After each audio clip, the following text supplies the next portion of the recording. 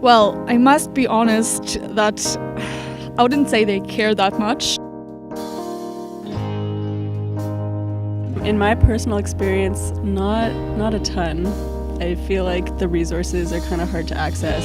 I'm sure they do care about students' mental health, but I think that the problem is more in students being aware of that or just knowing what their resources are. And somebody who sits on the Counseling Service Advisory Board, I would say that they definitely care about student mental health. Are they addressing it correctly? I'm tempted to say they're trying their best, but they're not succeeding in their current capacity. I've had a personal experience with the mental health system, and you have to wait a long time to get an appointment, and once you finally get it, then the person is not that professional. Just the general administration in booking appointments and whatnot was very, very poor. I don't know. I mean, we've had. I mean, 3 of our friends have dropped out of McGill from having really bad mental health issues. I mean, I think it cares about it for sure, of course, like on the surface. I don't know how awesome the programs are in terms of like booking an appointment. I think we got our voice heard with the whole hygiene de vie thing. I think people are starting to take it a little bit more seriously, take us a little bit more seriously.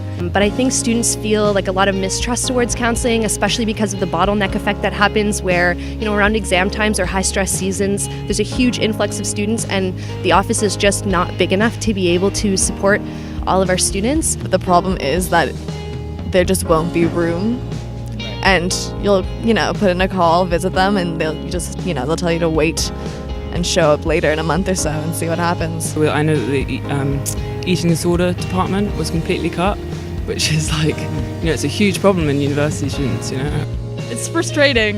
It's frustrating because McGill is already tough. I mean, we all know it. And like when you accept that you need help and you try to reach out, and then the system just blows in your face, it's frustrating, And yeah, there's just a huge kind of distrust and lack of understanding and lack of community between McGill and the actual students and undergraduates and graduate students that go here and that make up the McGill community. To someone who was hoping to improve mental health services, what would you say they should know from students? They need to understand the pure extent of problems and different problems which students face, and they can't look at it from a macro perspective. They can't just generalize an entire student body. There are particular solutions for each student, and they have to understand that. Are they aware of how big the problem is? Because I think that's the first step that needs to be taken.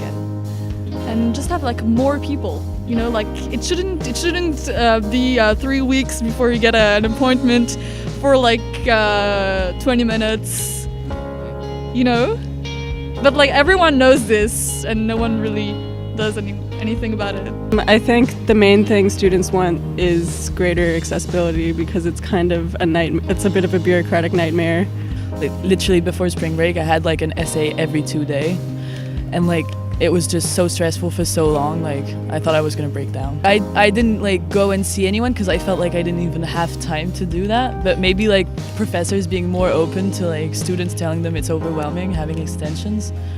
Yeah, I feel like people talk about mental health at McGill a lot, but it doesn't really feel like anything's actually being done. McGill, particularly, is an incredibly difficult university for just with the academic pressures and stuff like that. The mental health of students, the well-being of students, it needs to be taken seriously.